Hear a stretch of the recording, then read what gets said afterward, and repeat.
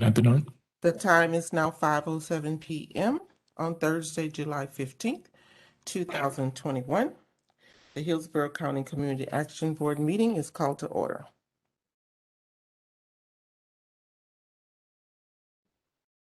We will have the roll call. Ms. Gordon, if you could read off and each person acknowledge that they're present.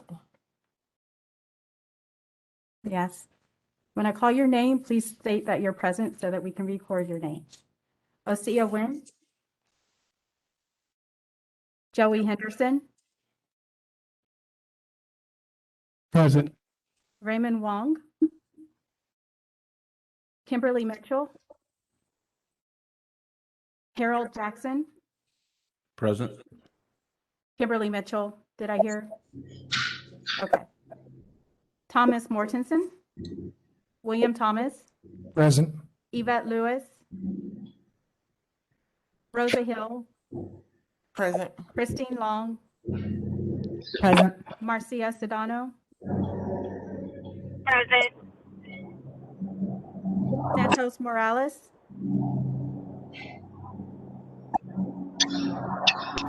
Santos Morales. I thought I saw his name. Present.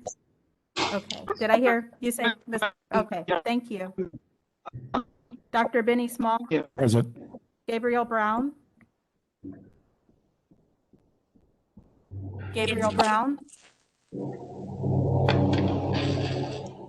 I see Mr. Brown on the line. Present?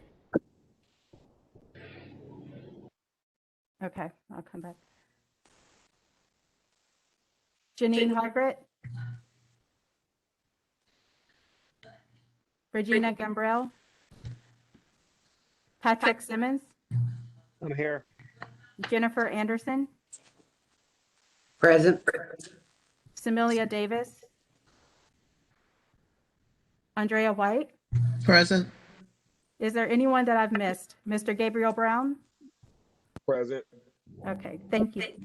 The roll call is complete, and Madam Mr. We do not have a quorum.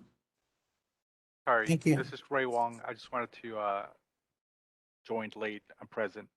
Thank you. Thank you. And Felita Lewis representing Hillsborough County Public Schools. This is my first meeting and I am present. Thank you, Ms. Lewis.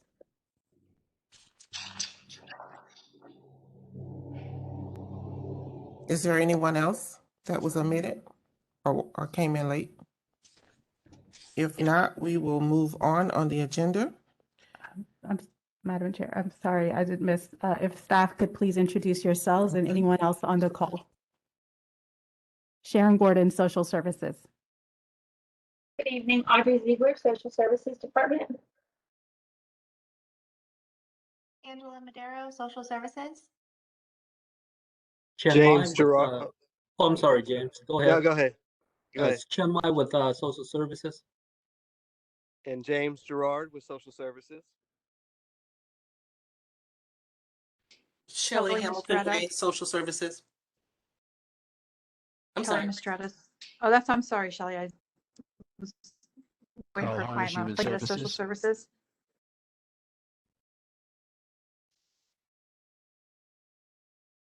Derek Guida, Social Services. Albert Coleman, Government Relations and Strategic Services. Carl Harnish, Human Services. Thank you. Thank you, Ms. Gordon. We are now down to item C, the invocation, pledge of allegiance and mission statement. If we could have the invocation, Mr. Parliamentarian as it stands now, Mr. William Thomas. Yes, Madam Chair. Please bow your heads. Dear Father, we thank you for allowing us once again to convene on behalf of the community of Hillsborough County. We ask that you keep all hearts and minds focused on doing the diligent duties that are faced before us as we move forward in serving our communities and serving those that are in need and seek to have a better quality of life. As a blessing, we ask our son in Jesus' name. Amen. Amen. Okay, we'll now stand, if we can, for the Pledge of Allegiance. I pledge allegiance to the flag of the United States of America and to the republic for which it stands, one nation, under God, indivisible, with liberty and justice for all. Thank you. Ms. Long, do you have access to the mission statement? Ms. Christine Long. I do. Thank you. The Hillsborough County Community Action Board partners with community stakeholders to stabilize and empower vulnerable individuals and families to achieve self-sufficiency through advocacy and essential services. Thank you, Ms. Long. So now we are down to item D, the installation of the new officers for 2021-2022. Mr. Albert Coleman will be officiating the ceremony.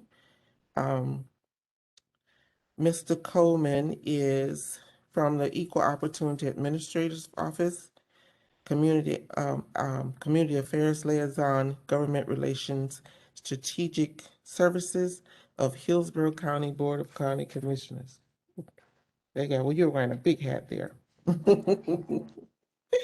So before we move on, I'd like to recognize the outgoing officers that served under my tenure. I want to thank you, first of all, for your contributions. Thank you for everything you brought to us, where we stand today. This moment is a great moment because this board has moved to another level over the last few years, whether you were an officer or a board member. So I want to thank you for that. Thank you for your leadership, your sacrifice of your time, your skills, and thank you for fulfilling your duty as an officer. So now I will turn this over to Mr. Coleman. Thank you, former Chair Rosa Hill. It's an honor for me to be here today, and I'd like to, and as you depart the outgoing officers and the retiring officers of the Community Action Board, I'd like to say thank you to what you have done for the Community Action Board, what you have done for the citizens of Hillsborough County. And I know that you have passed the gavel, you will pass the gavel today to a new group of individuals that will carry the torch even further. So thank you all. So at this point, it's my opportunity to introduce and install the new incoming officers for the new year for the Community Action Board. And I'd like to, at this time, acknowledge the new officers, and they are Joy Henderson will be the chair, William Thomas, the vice chair, Samelia Davis, the secretary, and Harold Jackson, the parliamentary. So at this time, I will ask each officer to recite their name and their duties respectively. And I will start off with the officer parliamentarian, and I will start with Mr. Harold Jackson. Mr. Jackson, it will be your duty to ensure the Community Action Board meetings adhere to the proper rules, procedures, and decorum of the Assembly. Are you willing to assume the duties of parliamentarian? I will. Congratulations, Mr. Jackson, on your installation as parliamentarian for the Community Action Board. Thank you for your service. Thank you. At this time, I'd like to do the installation for the office of Secretary, Samelia Davis. Ms. Davis? Ms. Davis, it will be your duty to work with the Community Action Program Section's recording secretary to keep the records of the Community Action Board, act as secretary of the meetings of the Community Action Board, record all votes, and keep a record of the procedures of the Community Action Board in a journal of the proceedings to be kept for such a purpose, and to perform all duties as pertain to this office. Are you willing to assume the duties of secretary, Ms. Davis? I will. Ms. Davis, congratulations on your installation as secretary for the Community Action Board, and we thank you for your services that you will be providing.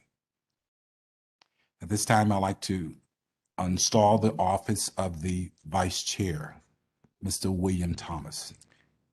Here, present. Mr. Thomas, it will be your duty as the Vice Chair to perform the duties of the Chair in the absence or incapacity of the Chair.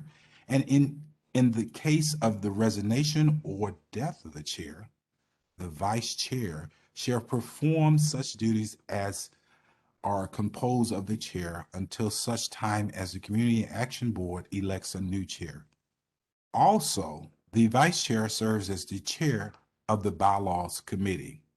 Are you willing to assume the duties of this office, Mr. Thomas? I am. Mr. Thomas, congratulations on your installation as the Vice Chair for the Community Action Board. Thank you for your services. And finally, I would like to install the office of the Chair, Joy Henderson. Joy Henderson, it will be your duty as the Chair to preside at all meetings of the Community Action Board.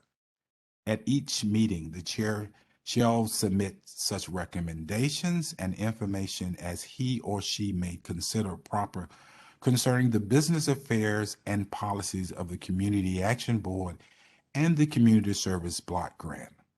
Are you willing to assume the duties of this office, Mr. Henderson? Yes, I do.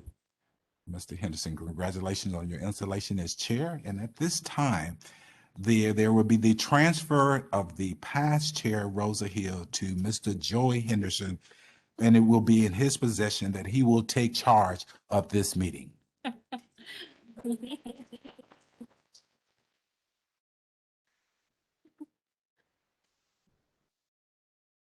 Thank you. And Rosa, you didn't have to run over here, but just want to let you know. But I really appreciate the vote of confidence that you have in me to be chair of this august board of directors. And I have a fine team of individuals and seasoned professionals to help guide this board along. I really appreciate that. And I'm looking forward to building upon a firm foundation that Ms. Hill has left us with, and looking forward to improving upon this foundation as we continue. I served on this board for too many years that I can remember, but I have seen the development of this board and staff that goes from zero to the top notch, as a matter of fact. And I couldn't be prouder to be a part of this evolution of this board. I look forward to learning from all of you, and it's always excellent when we all are walking the same path. And if we should diverge and go a separate way, I ask that everybody look for understanding with a little bit of empathy. And then eventually we're going to find our path together once again to do what's important, which is really helping the residents of Hillsborough County. So once again, thank you. And with that, we'll begin our meeting.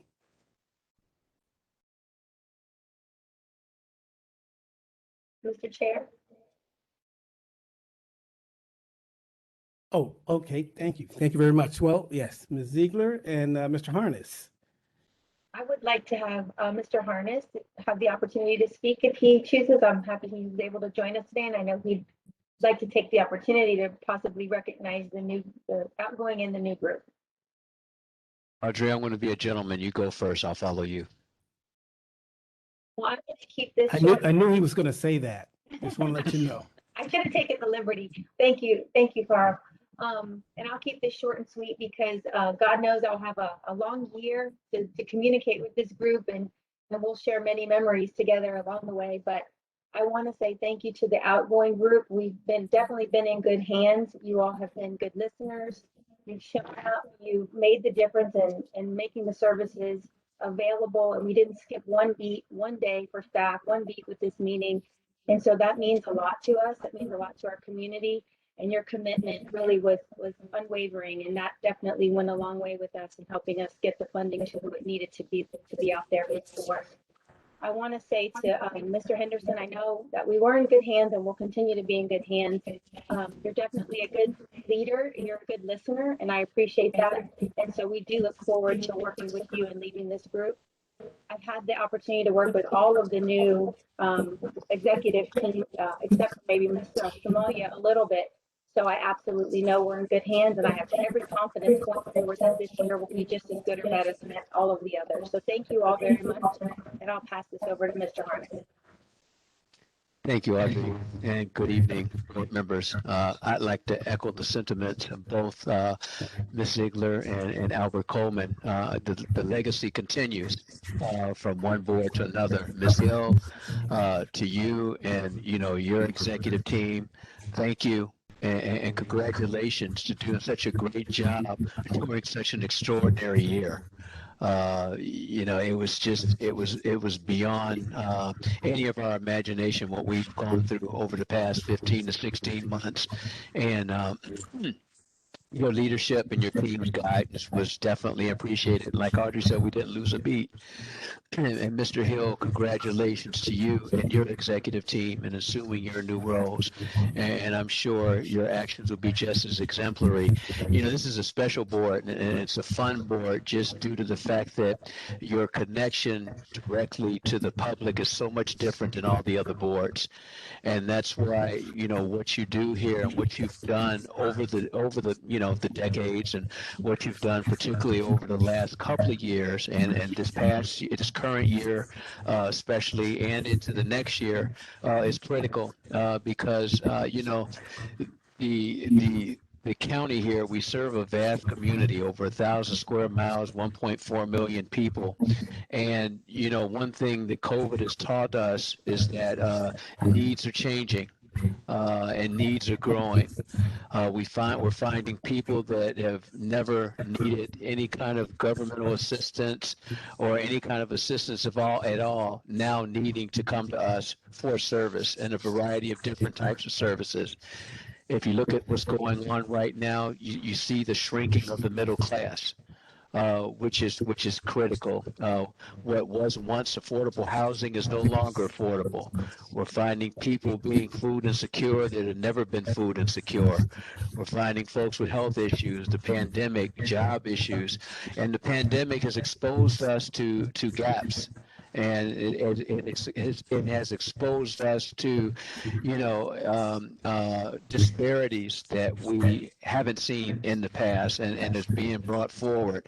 So, the barriers that we're going to have to overcome as it relates to family stability and addressing those disparities are going to be a challenge, because we are not out of the COVID environment just yet. And, we're going to probably be in this environment for a couple of years to come. So as it relates to this board, maintaining and building partnerships is crucial.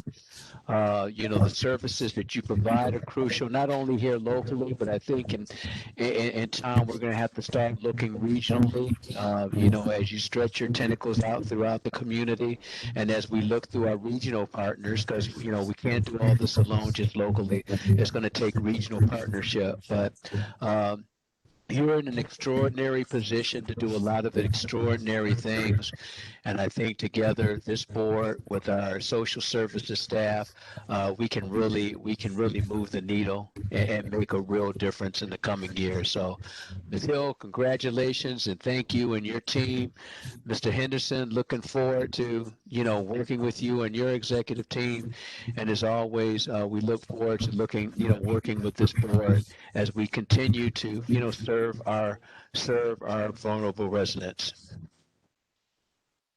Thank you. And thank you, Mr. Albert Coleman, for joining us today and taking the annual liberty of recognizing our new executive team. I appreciate you. Thank you very much. Thank you, Mr. Harness, Mr. Coleman, and Ms. Ziegler for your kind words and your words of encouragement. We truly appreciate it. With that, we'll go ahead and jump into our meeting with the approval of the July 2021 agenda and the approval of June 2021 meeting minutes summary. And at this time, I don't think we have a quorum. That is correct, Mr. Chair. Do not have a quorum, so this will be tabled. We'll jump down to item F, which is Social Services Managers Update. Beginning with Mr. Girard. Hi, good evening, everybody. This is James Girard, the manager of the Plant City Community Resource Center. I guess first, let me congratulate all the officers being installed this evening, and again, thank all the officers that are outgoing at this time. Plant City Community Resource Center, we just started in person this week on Monday. Also at the Plant City Community Resource Center, we have the Healthy Living is open and running. Career Source is opening and seeing customers. And as of August the 3rd, we will have the congregate meals returning. Thank you. Thank you. Any questions for Mr. Girard? Being none, Ms. Sharon Gordon. Good evening, board members, and yes, congratulations to our new officers. Thank you so much for your service. Thank you, Ms. Hill. One thing I wanted to say, this year we actually did the installation ceremony in person versus last year it was virtual. So I would like to take an opportunity at the end of the meeting to take a photo since all of the new officers are in the room. And also Mr. Albert Coleman, I would like you in the photo, and also Ms. Hill with you and Mr. Henderson passing the gavel, et cetera. So thank you so much. Going to business, all of the committees have met with the exception of the Nominations and Membership Committee because the chair, Ms. Noreen Copeland Miller, she's retired from the board. So that position will need to be filled. And the Executive Committee is later this month, next week. And then the Planning and Evaluation Committee, due to Tropical Storm Elsa, we had to reschedule that. So I did have a discussion with Ms. Anderson yesterday, and there are plans to reschedule that meeting later this month. Our Community Action Board, our empowerment program is still ongoing. Our family empowerment, we're enrolling new customers. Our education program, our partnership with the school board, and also with Parks and Recreation, we're enrolling individuals and families in that program as well. So programs are continuing as normal. Thank you. Thank you. Any questions for Ms. Gordon? And let me just encourage you to make sure you do take a chance to review the Social Services Department updates. It's very informative information, stats that they provide us. Now we will hear from Ms. Shelley Hamilton-Wray. Good evening, everyone, and ditto to everyone who's passed on congratulations. We'll probably be doing that all night long. I want to extend a special congratulations to Mr. Jackson. We've worked together on the West Central Advisory Board. So again, I'm just elated that he's on the board, and I'm just excited for him to have secured this position as parliamentarian. With that out of the way, I am the manager for the Lee Davis Community Resource Center. We are back in the sites, albeit full-time, but on a hybrid model. I am actively coordinating with our Head Start partners that are in the building and aging services for their return to the building. Head Start will be back fully operational with the children in the classroom effective August 10th. So we're working through that to make sure that the building is prepared for the kids to return. Aging services will start their congregate meals again. That will happen sometime around the first to mid part of September. We don't have an actual date for that yet, but they will be resuming services full time here. Testing is no longer going on at Lee Davis now that we are back in the building. And with that, that will conclude my report. Thank you very much, Ms. Hamilton-Wray. And now to head down to South Shore, Mr. Chien Mai. Hello, everyone. Chien Mai with South Shore. And again, congratulations to all the new officers. Here at South Shore, as like other centers, we are doing in-person interviews, hybrid model. Our partners with Healthy Living and Career Source are open to see customers. And this past Saturday, Healthy Living when Feeding Tampa Bay had their event, and I heard it was very successful. All the food was given out, so the need is very great out there in the community. Thank you. Thank you very much, Mr. Mai. And now, Ms. Angela Medero. Good evening, everyone, again, and congratulations to the new officers. Looking forward to a great year. I'm the manager of training and special projects. And as everyone else has reported, UCRC, we had a hybrid schedule for in-person services here as well. And we also had the temp staff working here on the R3 program. So still plugging along with the emergency rental assistance program as well. Thank you. Thank you, Ms. Medero. Any questions for Ms. Medero? Okay, and Ms. Vigo, maybe you mentioned this in your report, but it would be interested in knowing what is being discussed with regards to this new virus strain that is starting to take over some states, it appears, and how we may be preparing for that or being prepared to pivot from that. You can answer it now, or you can go ahead and just wait till your report. Sure, I'll take a stab at it. I don't have too much to report, but I will let you know that the county does have quite a few committees that have been formed as a result of COVID. There's a lot of different risk committees and a resuming to work committee. And so as different plans are put into place, all of the departments submit those plans to the committees. And then the committees are applying the new CDC guidelines to those plans and then letting us know back any alterations we have to make. So I can't imagine that those plans would change. So as things change with the virus, we'll continue to submit our plans for review. And then the overall county will give us guidance on how to make changes. But everything we're doing is in accordance with the CDC guidelines. And then there's another step on top of that the county's taking in addition to that. So as of right now, we don't have any changes in place from what we submitted to return to work as of Monday, the 12th. But we do have very minimal staff on site. Customers are seen for appointment only. If we have walk-ins, they're required to stand in line with so many feet distance. So if you go by one of the centers, you'll see that we have the bathroom fixtures are touch. People are socially distanced in the lobby. Any lines that figure because there's so many people who have to be socially distanced.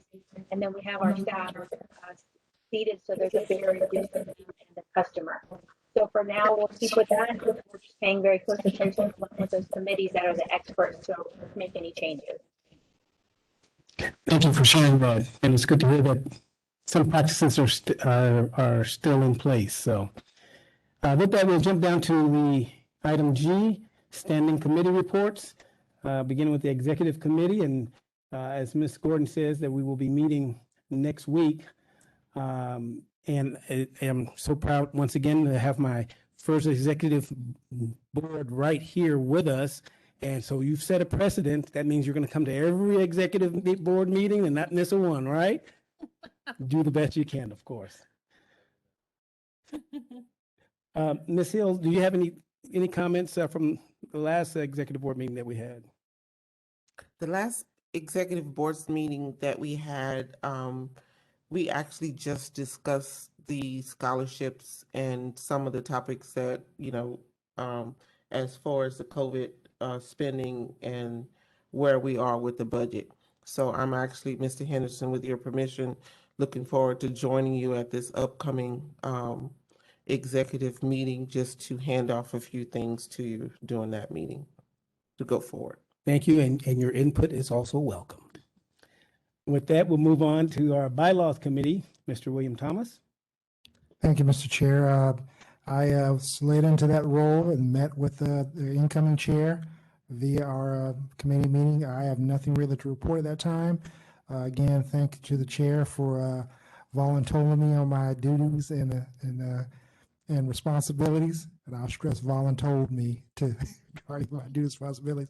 But again, I look forward to working with the chair, proceeding with the Bylaws Committee, and I have nothing more to report. Thank you, Mr. Vice Chair. And if it's not in the bylaws, we'll put it in there, okay?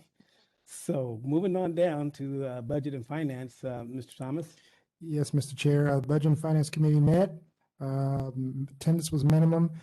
This time we reviewed over the CARES Act funding report that was submitted by staff, as well as the direct client services report.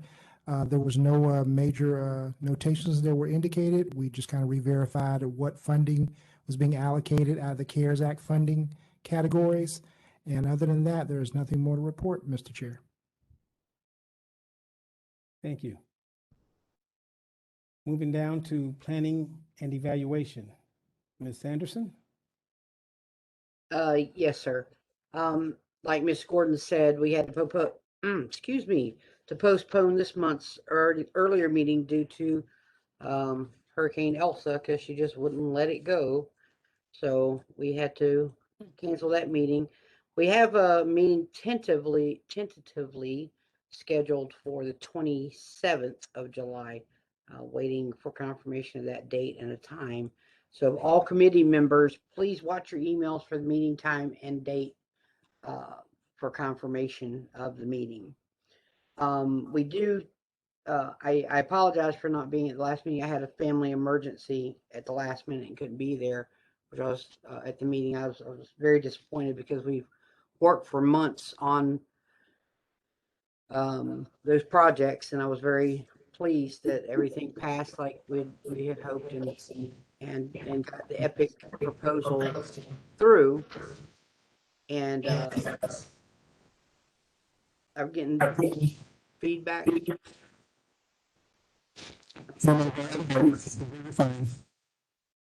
I'm sorry. Okay. We do have 8 proposals still waiting for the committee to make decisions on. Which those proposals have been scored. We're waiting on, I believe, 2 more rubrics on, and then by the time we meet on the 27th, before the next board meeting, we should be ready to bring something to the table, to the board, to present something to the board for the balance of the funding that's left, where to allocate those funds. I don't know if, we're moving kind of to a different direction with the planning evaluation. This year we got started really early instead of cramming everything to the end of the year, which was wonderful. The budget year, that is. But in the future, we're not only going to be using the rubric, but we're also going to be finding specific areas of interest and receive proposals, which will include specific time periods, scoring, and then they'll be chosen, in that fashion, like the other agencies using RFPs and that type of thing, instead of the way it's been done in the past.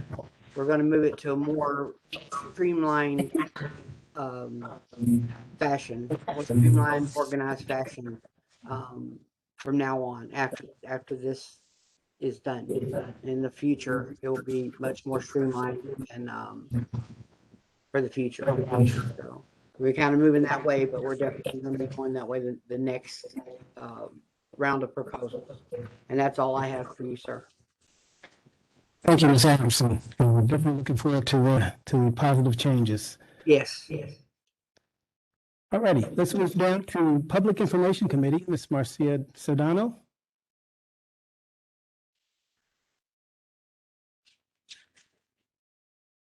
Ms. Cedano, are you with us?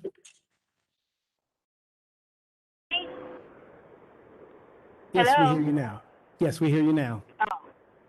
Okay, yes, good afternoon. Unfortunately, for the last planning information committee meeting, I was unable to attend. I do know that Mr. Santos and yourself, Mr. Chairman, were able to attend the meeting.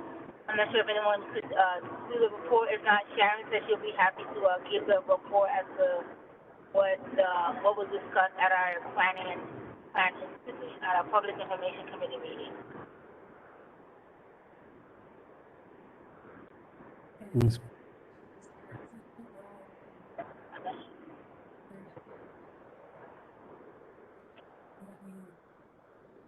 Go ahead and give the summation, please. Goodness. Okay, sorry. Yep, my mic was not on. All right, thank you, Ms. Cedano. So Mr. Santos Morales and Mr. Joey Henderson attended the Public Information Committee meeting. And a few updates, the scholarship checks were mailed. We have like maybe one left that we're waiting for the check to be produced. So we'll mail that as soon as we receive notification that is ready. But they have been mailed to the universities and colleges. We are preparing the scholarship award certificates. Ms. Hill she signed most of them. There's a few that we need to go back and look at, and she will sign the remaining of those certificates so that we can get those to the students. Just as a total, we funded 53 scholarships through the Community Service Block Grant, and the county was able to pick up a remaining 11 scholarships to cover those as well through the General Assistance Funds. Those 11 students actually submitted all of their information on time. However, they were not on the first come, first serve list because the budget was limited in that aspect. So the county was very generous enough to pick up those 11 so that they could get funded. So we have a total of 64 students who were awarded scholarships with both county and block grant funding. So that's great news. There has been discussion, there was ample discussion during the committee on revising the application process, communicating clearly the first come, first serve if we were to do that again this upcoming year. So there will be discussions on how we can even improve our application for the upcoming year. And that's all that I have to report, unless Mr. Henderson and Ms. Santos, if you have anything to add, Ms. Morales. Thank you, Ms. Gordon. Mr. Morales, do you have anything that you'd like to add? Yeah, hi, good evening. Thank you, Ms. Gordon and Mr. Henderson. And just wanted to say, how pleased I was to hear that all of the candidates were able to get the approved for the scholarships. The social services did an excellent job, and this board is doing an amazing job at getting those opportunities to our youth. So I'm very grateful to be a part of this success as well. Thank you. Thank you, Mr. Morales. And I too also want to chime in and really commend the staff for being able to find those dollars to be able to help those additional students. I believe we're probably at a 95 to 100% success rate in the past 3 or 4 years in trying to fund every application that has come through that it was eligible. And but please understand that the funding from the county, the general funding, is not a go-to for the coming years. It just so happens that you all had excess funds to be able to use in this way. And I really appreciate you all being on your toes and thinking of that. So again, board members, just know that this is out of the norm. So. I'd like to clearly thank Ms. Gillis and Ms. Ziegler for actually making that happen, because we know that the board feels passionate about this program, and so they were definitely able to step in and make that happen from the county's end. So thank you. Yes, thank you, Ms. Ziegler and Ms. Gillis. Ms. Gillis is not with us tonight, right? She's No, not. okay. She had the day scheduled to be out of the office today. Understood. So thanks again. Let's see, down to our nominations and membership committee, and that we need to have someone step in. And do I have any takers for that? Mr. Chair, I volunteer if no one else will take it. Dr. Small, we greatly appreciate it, and we'll more than happy to hand that over to you. And staff will definitely inform you in terms of what's to be expected of you in this committee going forward. And I think you've served on the committee already, correct? Yes, I have. Wonderful. Thank you And very I'm willing much. to assist if you need any assistance. I want to learn. Be more than happy to help you. And please identify yourself for the record. Bill Brown. Mr. Brown. Thank you. Yes. You got your first committee member. This is just awesome tonight. With that, let me just reiterate that it is important that each and every one of us as board members have our name listed on one of these committees, if not a couple of them. They've been working very well virtually. Don't know if we'll be moving back to in-person anytime soon. I don't think so. But please, please, please, we ask that you do put your name, not only put your name on the list, but also become an active member as well. Also, I want to just jump back just for a moment with regards to meetings, being that it's not really on the agenda here, but as part of my executive committee report, I do want to acknowledge that our next meeting, well, first of all, let me just throw it out there. Does anybody care to meet on a Friday night? Okay, then that answers my question, because then our next meeting will, next month will have to be on a Monday. Is that right? Will have to be on a Monday. And this is because of HTV and the different things that go on here with regards to hearing from the community and board meetings and what have you. We're kind of at the mercy of what's available. It is my preference that we meet on fourth Thursdays as a standing meeting. I would like to see us move away from Wednesdays.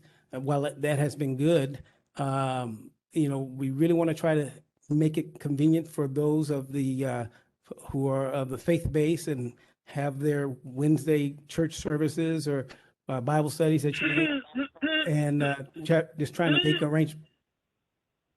I'm sorry. And just trying to make it a little bit more available for them to be able to tune in on HTV or maybe even come to the county center and join in on the meeting. So, so our next meeting next month will be when? Let me pull that. August 23rd at 5 o'clock.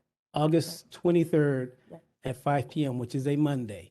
And just to let you all know, the last time we met on a Thursday here, we had a full house, correct, Ms. Gordon? We had a full house. So maybe Thursdays is a way for us to go, and I hope it will be. Mr. Chair, Yes, sir. William Thomas. I'm glad. I was a little hesitant when I heard the Mondays.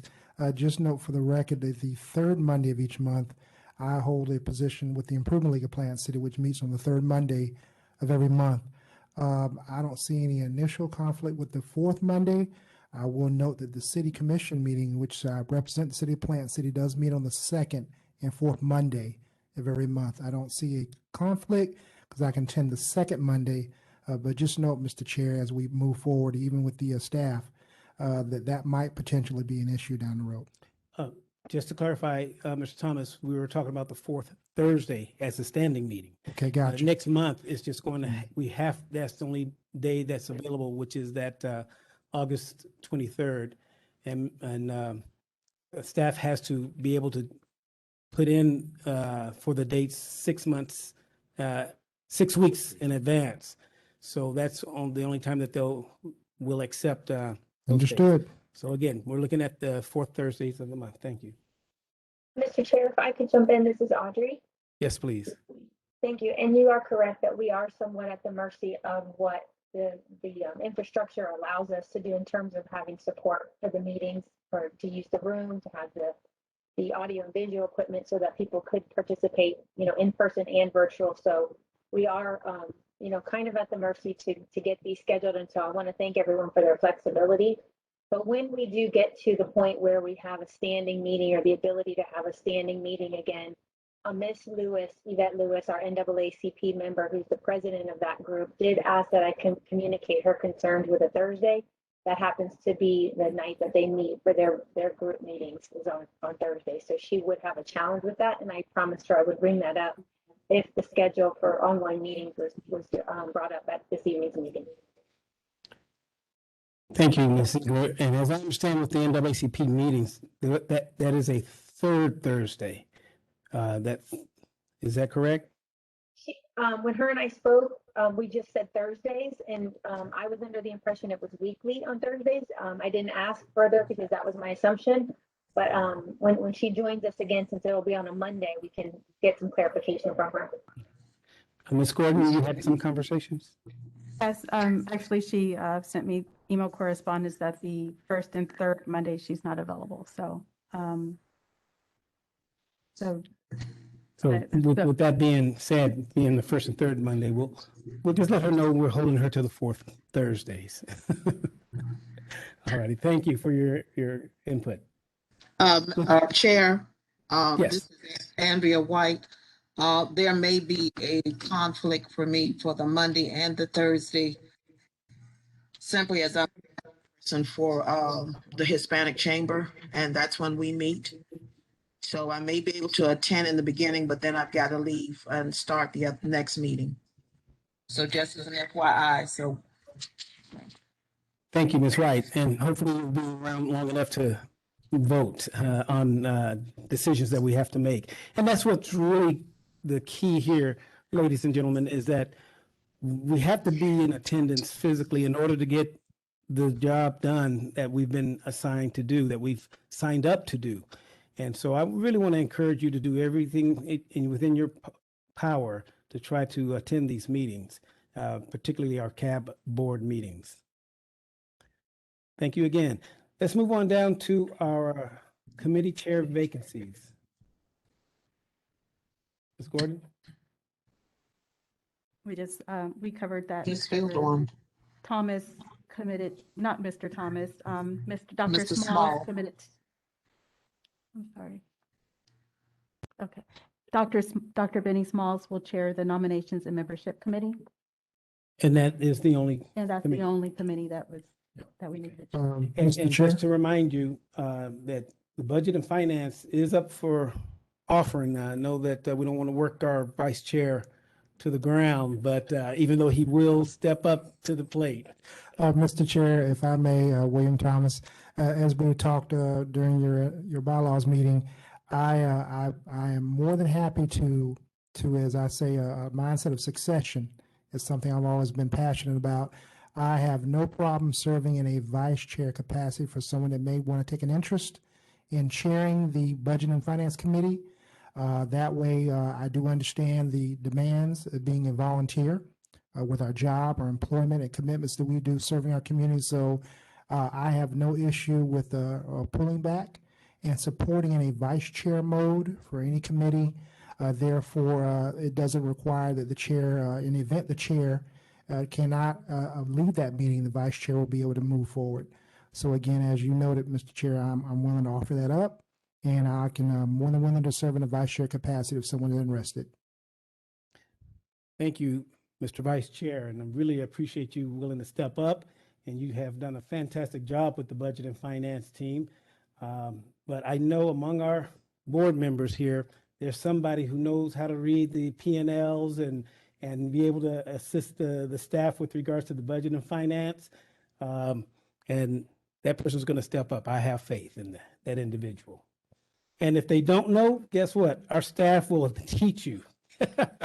They will help you understand what you're looking at and really be able to connect the dots. So I have faith in everybody. Thank you. Moving down to our scholarship survey, 2017 CAB scholarship survey. Yes, and I'm going to introduce Ms. Alphanet Jenkins. She's the Administrative Service Coordinator under the entire Human Services umbrella, and actually she did a special projects for us with our Community Action Board 2017 scholarship cohort. She reached out to those students to see where they are now, and she had some really good and interesting information. So I'm going to turn it over to Ms. Jenkins to provide her findings. Good evening. Can you all hear me? Yes, ma'am. Yes, ma'am. Good evening. Thank you all so much for having me. As she said, I'm Alphanet Jenkins, and I'm the new Administrative Services Coordinator for Human Services Department. And as such, my task was to obtain feedback from the 2017 CAB scholarship recipients so that staff can perhaps develop some measures of outcomes. And I spoke with and reached out to approximately 60 of the CAB scholarship recipients.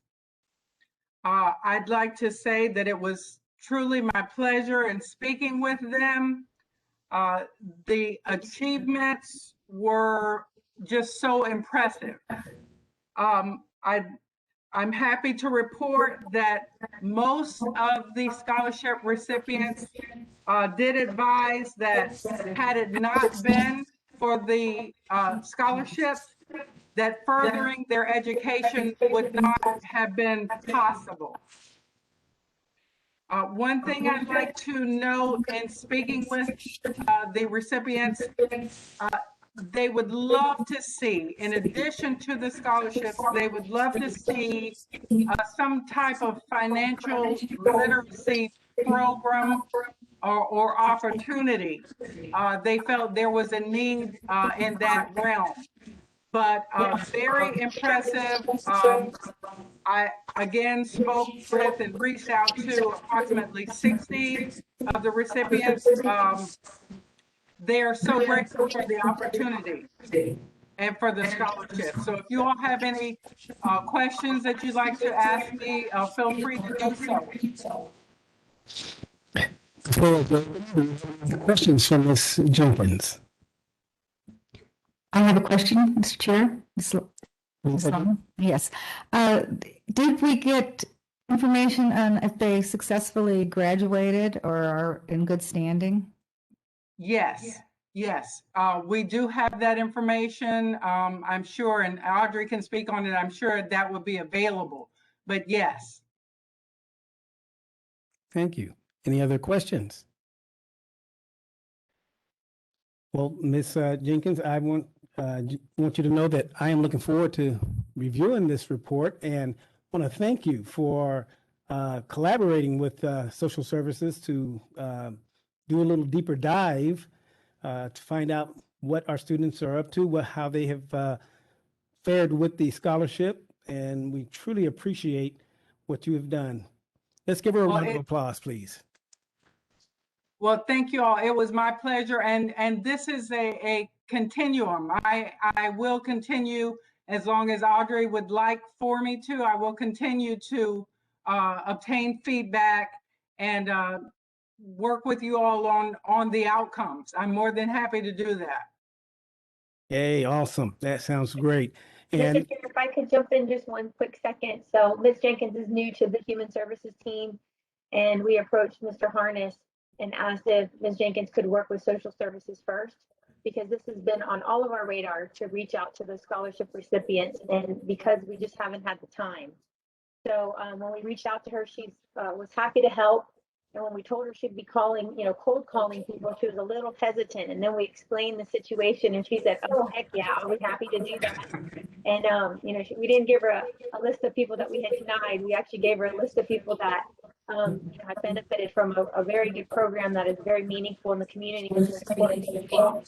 So we will be partnering with her again, because we still don't have the amount of time that it takes to make these calls and wait on hold and have people call us back. So we'll be asking her if she'll do it again, and we'll approach our 2018, 19, and so on recipients and track them. And I have not seen the report yet. Sharon has teased us with it a little bit, so I'm sure it's great, but I haven't seen the actual outcomes yet. So I want to publicly thank Ms. Jenkins, and she's forever a part of our team, and she'll continue to support us as long as Mr. Harness will allow that. excellent. And we look forward to meeting you in person one day. Thank you. All righty, let's go ahead and move forward to our CAB member biography highlights. And tonight we will be hearing from Mr. Thomas Mortenson and our very own Miss Jennifer Anderson. I guess that means I'm on. I'm Tom Mortenson, not Thomas. Mom calls me Thomas, but Tom was fine with me. Just as a couple of highlights of my wife and I moved from Racine, Wisconsin to Temple Terrace, Florida in 1979 and have been residents in one form or another since that time. I've been with the military for 39 years, Guard, active and reserve, so a lot of times I've been deployed elsewhere, and at that time my wife would go up to Minnesota to be with our grandchildren up there. Little bit about my background as far as I grew up in the working trade, journeyman electrician, later progressed to be a strategic war planner at Central Command, where I'm still work as a contractor. Been a county administrator of Becker County in Minnesota. I've been the city council president of Racine, Wisconsin, the third largest city in Wisconsin. I've served on numerous boards and commissions with the city of Temple Terrace and with Hillsborough County over the years, including the governance committee here in the county. Married, as I mentioned, have 3 children and 5 grandchildren. Let's see. My education includes a number of master degrees and currently a PhD candidate at North Central University. Let's see, I'm on some national boards, including the National Women's Suffrage Memorial. I've been a national speaker on women's suffrage. We just completed the 100th anniversary of the centennial of women's suffrage in this country.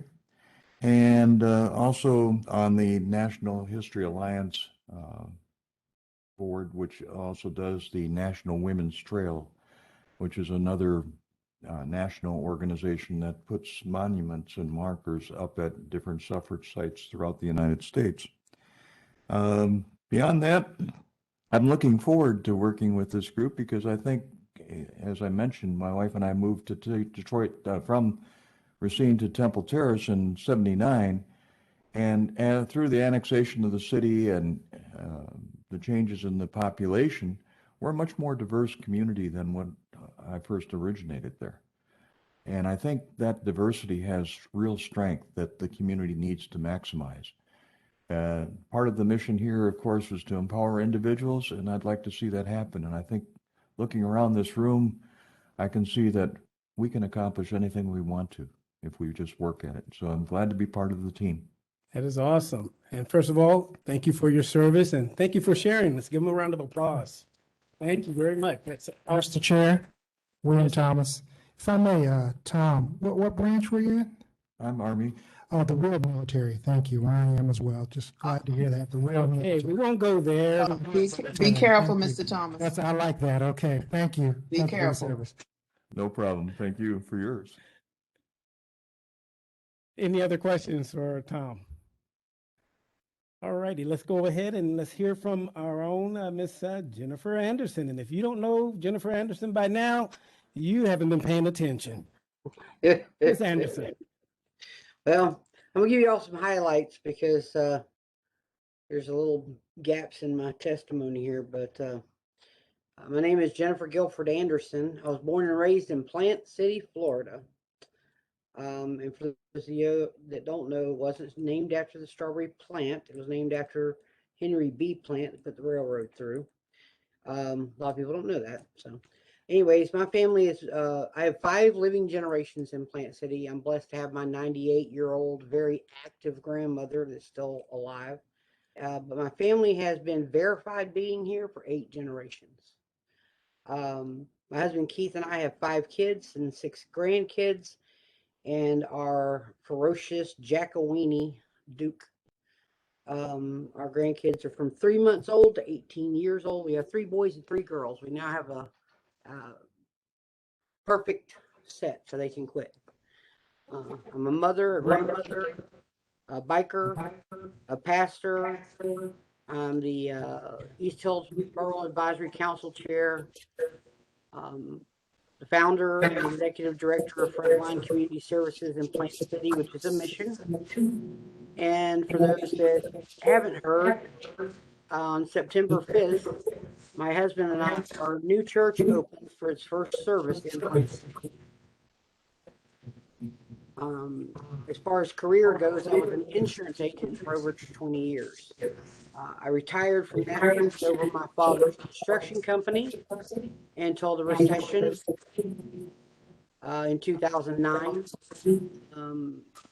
And I think it's about 2002, I retired as a semi-professional fighter.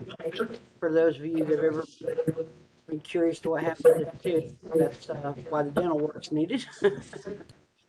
Then after leaving construction, I went into full-time ministry, and my husband and I started the mission here in Plant City back, and I went through some health issues, and then we decided to open the ministry after we left a church staff ministry to open Frontline, which is a mission, freestanding mission here in Plant City. We are a home American home mission. I've been the homeless advocacy pastor in Plant City for years. And my dream, honestly, is to truly retire. Because when I tell people that's what I do, I say I'm retired. And my husband just looks at me and goes, yeah, okay, whatever. But my husband and I want to travel the country with our bikes and to a couple other Florida places because I love to dive. So, he doesn't. He just stays on the boat and watches.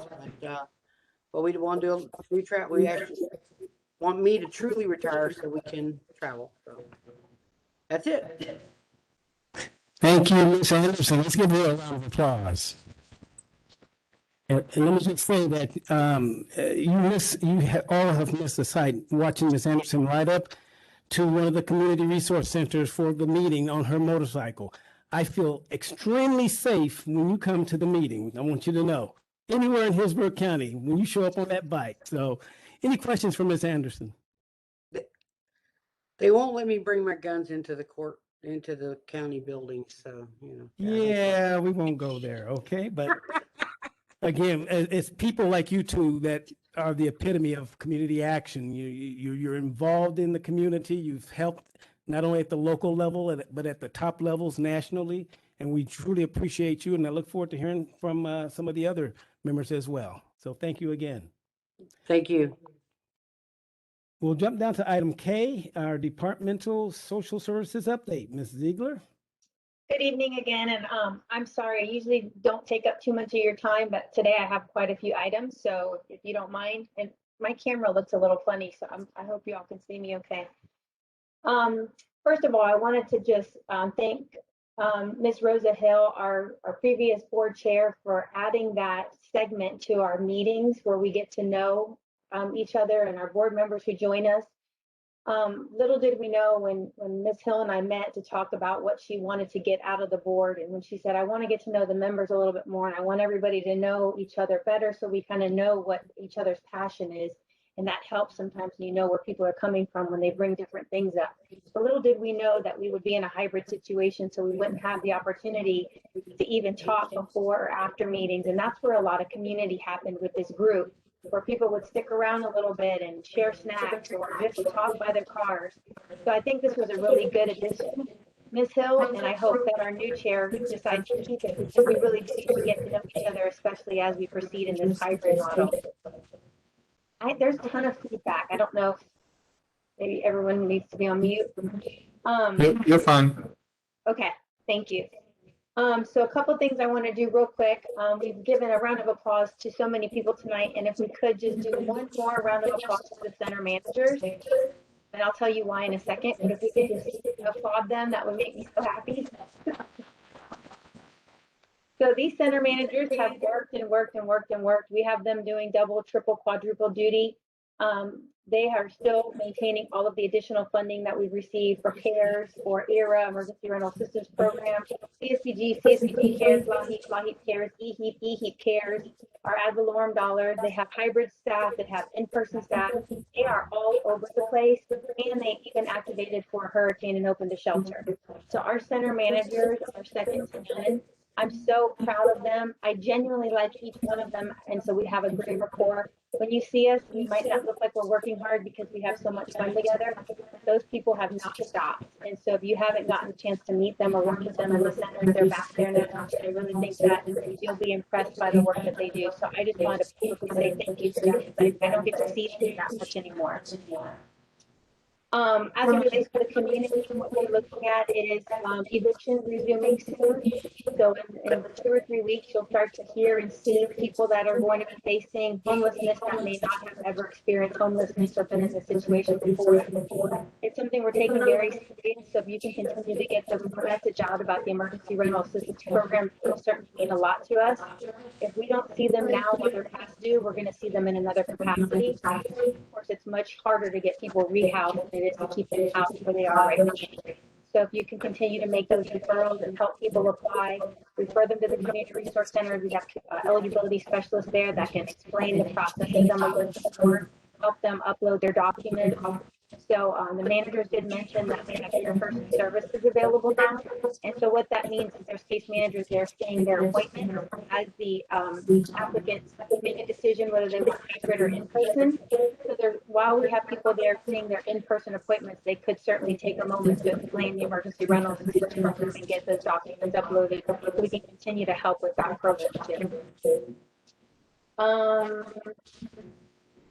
I wanted to mention real quick, you all recognize Ms. Gillis and I for the extra scholarship funding. That was made possible because of the additional funding we have to address eviction. So what we decided to do was not spend as much out of our ad valorem dollars to pay for people that are facing eviction, since we have the emergency rental assistance program, and we were able to leverage that to help you all fund those additional scholarships. So I'm so glad that worked out. And obviously, when we do most in the community, we don't talk about the difference in the funding. It's all Community Action Board scholarship. So to the public, this board funded that many scholarships. There's really no, it's very seamless to the public and to the recipient. So thank you all for having that program and for allowing us to accept so many applications, because if we cut off applications, we wouldn't have the additional eligible people that we need the opportunity to serve. I mentioned that we did respond to the Hurricane Elsa, and that unfortunately was just a practice run, it looks like. So we're gearing up for quite a busy hurricane season. So if you can help us when you see these storms coming and you see us gearing up, if you can help your residents in your areas, make sure they get prepared. And prepared means even prepared to be home, prepared to be with a family member. Last resort would be preparing to go to a shelter.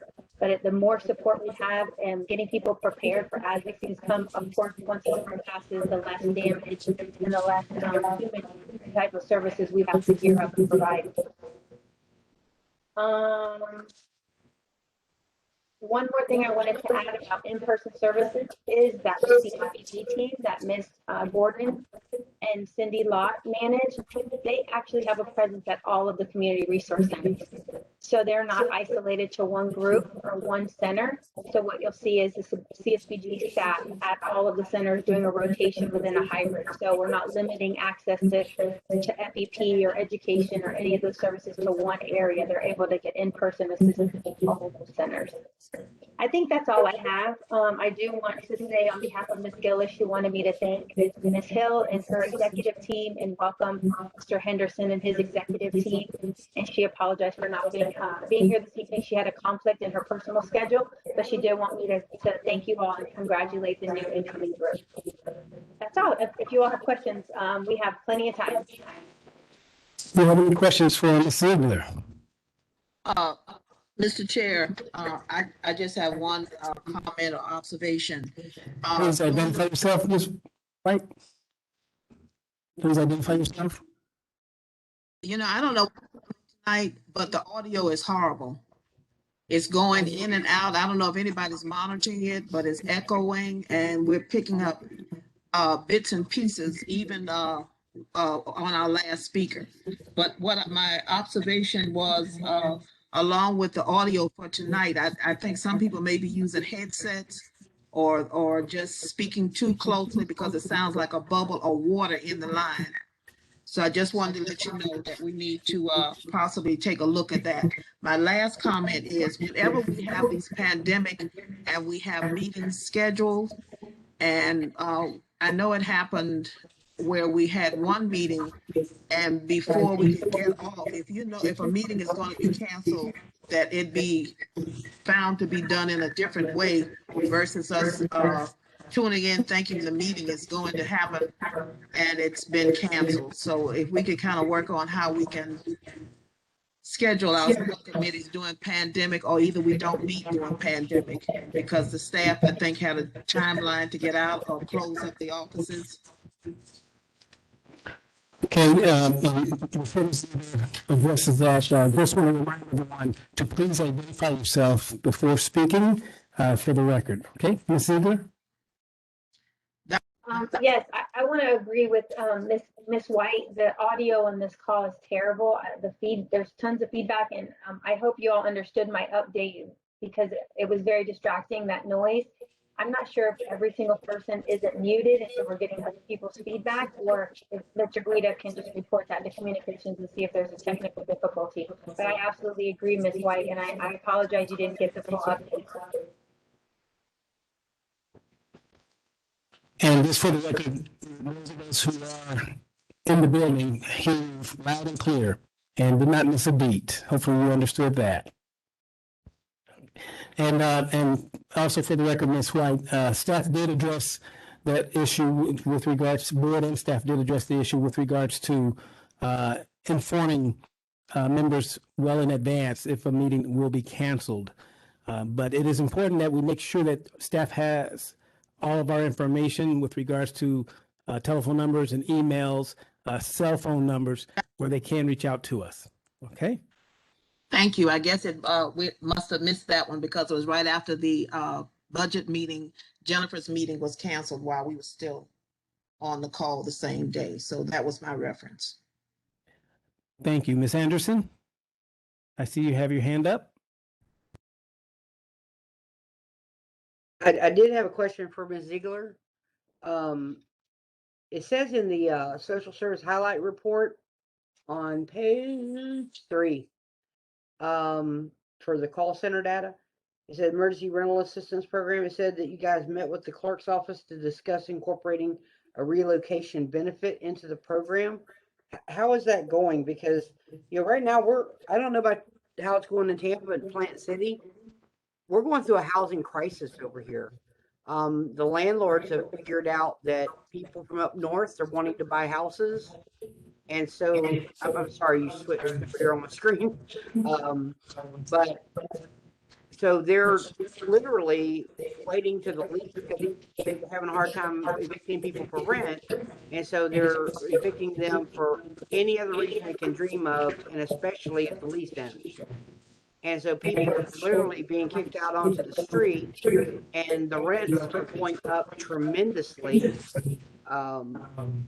Like a one-bedroom apartment went from 800 to 1,000 or more, all the way up to 3-bedroom apartments now in the Junction area here are like $1,500 a month, or up to or more $1,500 a month, depending, you know, in a nicer apartment buildings, and then a house or a decent mobile home, forget about it. You're looking at $2,000 a month. These people are coming into my office. If you saw my desk right now, I'm calling every agency I can to get help with funding to rehouse these clients, and I'm about ready to pull my hair out. Ms. Anderson, thank you for that question and for highlighting that. You're correct. It's a huge challenge. And so when we put this report together and submitted that information, where we started was with our clerk's office to find out what their appetite was to help us in terms of getting funding out. Because we know that the tenant needs to have funding in hand in order to get the lease. And the clerk's office would typically need the lease to show an obligation before the funding went out. So we were meeting with them to find out what options we had to mitigate that risk so that they would feel comfortable making the payment. As it turns out, there's other challenges. So as we met with landlords, as we met with landlord associations, as we even met with tenants, we are starting to recognize in alarming numbers exactly what you've just said. Landlords just, for whatever reason, not willing to continue to work with the current tenants they have. They seem to be just at the end. They're not evicting just for non-payment. They're not wanting to renew leases. They're not willing to work with us. If we pay fair market rent, we have to, really consider paying well above that, which of course the government's not, in a position to start paying inflated rent above fair market rent.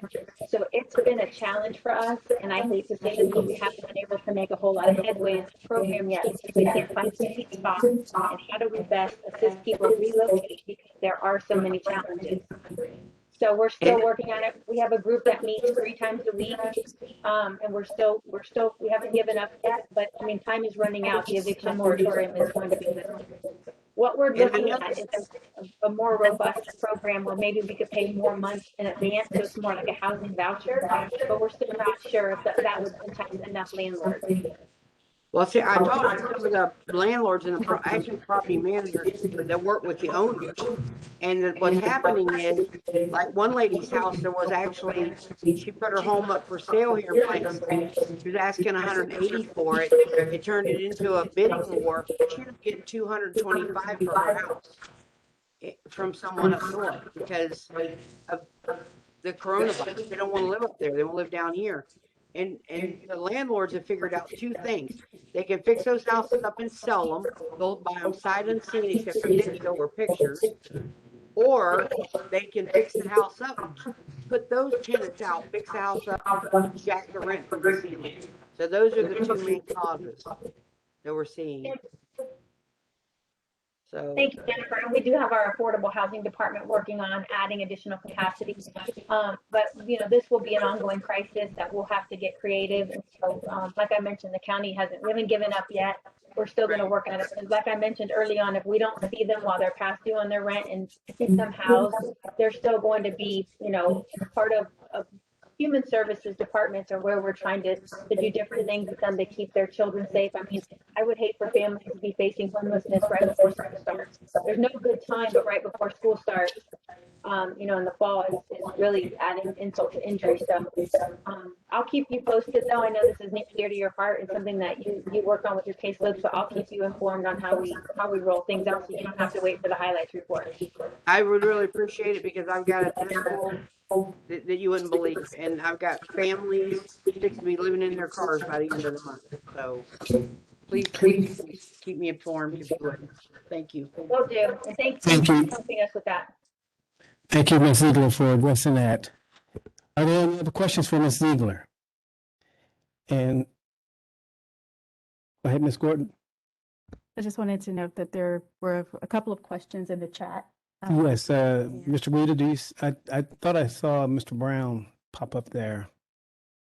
Were there any questions from the chat room? Yeah, I was trying to find out information about, I was kind of piggybacking on Miss Anderson, about finding housing. I'm a current resident of public housing. And me and my kids actually have to be out of our apartment by the end of July.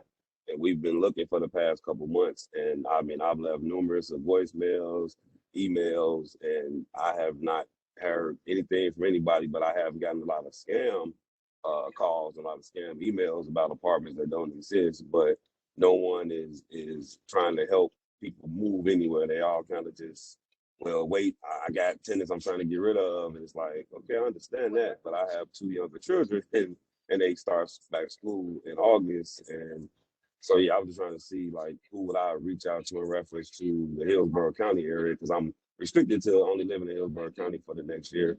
Then after that, I can kind of maneuver around. So I was just trying to see who I would need to speak with in reference to that.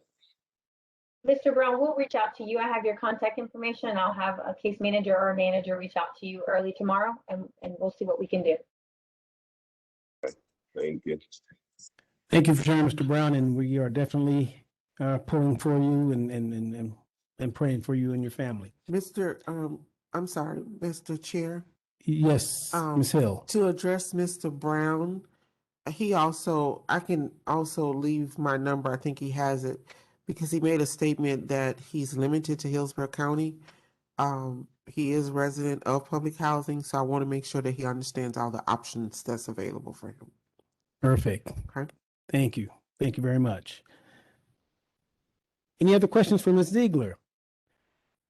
Well, I just want to say, Ms. Ziegler, you know, while we're applauding your management staff, that you deserve an applause. I recall when you first came in as the director. Yes, I've been here that long. Yes. And you were looking like, what did I just get into here?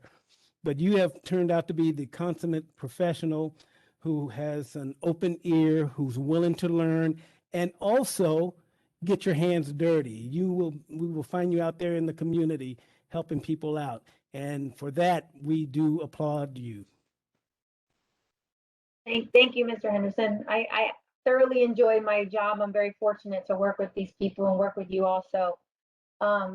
I have bad days, so I'm hoping this will be on YouTube, and I'll listen to that over and over again and lean on that encouragement. Thank you for your support. That means a lot to me. You and Ms. Gillis and your team truly deserve it. All righty, we'll go ahead and move on down to for the good of the order. Do we have anything to be reported at this time? Yes, Mr. Chair, this is William Thomas. I'm sorry, Mr. Chair, I'll defer to someone that's chiming in. Okay. It was Mr. Brown. Yes, sir. I just wanted to report that the Head Start program had, due to the pandemic, a lot of every center was closed. But for the past few months, everything had, it started opening programs. And I just wanted to let everyone know that things have definitely went smoothly. We only had one of COVID-related cases. So moving forward, come August, every Head Start program should be up and running. So, I mean, if you know anyone who has any children who needs assistance, every center right now definitely is trying to get their enrollment up. But the Head Start program definitely kind of showed the CDC that some of the things that they said in retrospect to the children and making them be social distance and not allowing them to be kids was not true, because they was able to still be 3, 4, 5-year-olds, and no incidents of any COVID related cases transpired anywhere other than, like I said, one center, and that was the staff. It wasn't the child. So we just very thankful and grateful that things are back up and running, and that hopefully our children will be able to get back to learning and getting prepared for those who will be going to kindergarten next August. Thank you for sharing that report. That's an excellent report. Ms. Anderson. Mr. Brown, just to piggyback on you, my granddaughter just completed the Hillsborough County, my 5-year-old granddaughter, since I have 3, just completed Hillsborough County's Head Start program. She's going into kindergarten. We chose not to send her back to brick and mortar, but to do the online program, and she did. They did an excellent job with their online school and classes and stuff like that. So the Head Start program was exceptional for her. So she's going to kindergarten, rocking and rolling and ready to go, because the Hillsborough County Head Start program did a phenomenal job for her, even virtually, once the pandemic hit. So. Excellent. Congratulations. Going forward, staff and past Madam Chair, the Head Start report is, I thought, was a part of our agenda, and if not, is it? Head Start is integral to community action, I do believe. Am I correct? Can we add that as a standing, although it's not a committee, a standing report to our agenda? Mr. Chair, we'll talk to the Head Start director and have her submit an update that we can prepare. We had done it before because there was a Head Start staff member that participated, so they were able to answer questions. So Mr. Brown is the representative, but he's a parent. So if you have technical questions or programming questions, it probably should come from staff. So we'll reach out and either have a representative that can be available for questions or an update, or we'll have her submit something in writing. Dr. J is probably going to be elated to make sure that we share information with this group and with the community. So I think she'll take us up on that. Thank you for looking into that. I greatly appreciate it. And again, thank you, Mr. Brown, for your report and all that you're being faced with. Also, I would like to share with you that I will be sending to staff information with regards to the Sadowski Housing Trust Fund. As you all know, I work for the Greater Tampa Realtors, and Florida Realtors across the state are looking forward to having an amendment put on the 2022 ballot to shore up and fully secure the Housing Trust Fund. As many of you who are familiar with the Sadowski Housing Trust Fund, it seems like it gets swept. Money is taken out and reappropriated to other areas. And then we, who are homeowners, have been paying through our deeds and taxes. A portion of those dollars go into trying to keep housing affordable in the state of Florida. And so Florida Realtors has taken a stand against it once and for all to finally say, let's try to put this on the ballot. We will need 1 million petitions in order to put this on the ballot. And I'll be sending information to Ms. Gordon to forward to the board members. And anything that you can do with you signing it, as well as your staff, your constituencies, your board, your plumber, I don't care who it is, they own the home, they need to sign one of these because as you all know, and as was stated earlier, the escalation of housing is just incredible. And as Mr. Brown is experiencing, even with regards to rental, it's just out of this world. So please join us in this fight and trying to make sure that our legislators and our governors cannot just sweep arbitrarily the money that is reserved for affordable housing and housing. Any other input or questions with regards to for the good of the order? Yes, Mr. Chair, William Thomas. Yes, Mr. Thomas. Yes, just wanted to run down a couple of bullet points for Plant City over in the eastern part of the universe of Hillsborough County. Of course, Ms. Samia can also attest to this. Glover School had a picnic back on the 26th of June. That was their annual event in spite of the COVID pandemic. Generally, that event is held during the first Saturday of June. That has traditionally been dating back to, I believe, the early 1900s, where the community would gather, have a banquet, and raise money to divide it up among those who were going off to college. This was a different format. I heard there was great things I wasn't able to attend. I was planning a blues event uptown in downtown Plant City, but I hear the outcome was very well.